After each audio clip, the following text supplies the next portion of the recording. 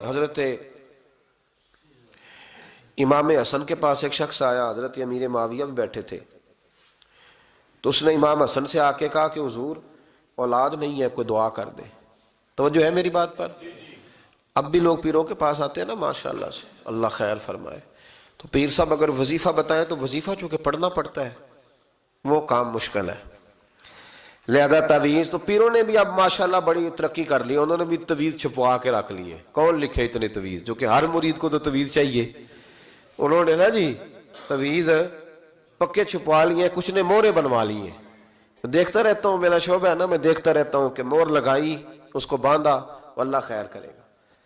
تو اب وہ نفسیاتی معاملہ ہے، ظاہر ہے 100 بندہ تعویذ لے کے گیا ہے تو 1.5 کو تو فرق پڑے گا ہی نا بیچ میں سے، تو جس کو فرق پڑ گیا اس کا فیس بک پہ دے دیا کہ یہ میری کرامت ہے جی، تو جس کا نہ پڑا جی جڑے محرم راز حقیقت دے او تے راز حقیقت کھول دے ہی نہیں، اے جنہ ویکھیا نہیں او کرن گلاں، جنہ ویکھ لیا او تے بول دے ہی نہیں۔ ہمارے ایک حضرت تھے تو ان کے پاس ہم بیٹھے تھے، نیک آدمی، تو تعویذ دیا تو مرید کہنے لگا حضور دوبارہ کب آؤں؟ کہنے لگے فرق پڑ گیا تو آ جانا، نہیں تو کہیں اور چلے جانا۔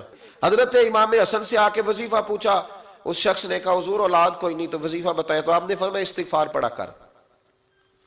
کیا کر؟ اس نے کہا ٹھیک ہے، تو حضور پھر میں دوبارہ کب آؤں؟ تو امام حسن کہنے لگے بے اولاد ہے نا تو، استغفار کا وظیفہ بتایا نا؟ کہا ہاں۔ فرمانے لگے اب اس وقت آنا جب اللہ تجھے 10 بیٹے عطا کرے گا۔ کتنے؟ 2 4 نہیں، 10 ہی کہہ دیے۔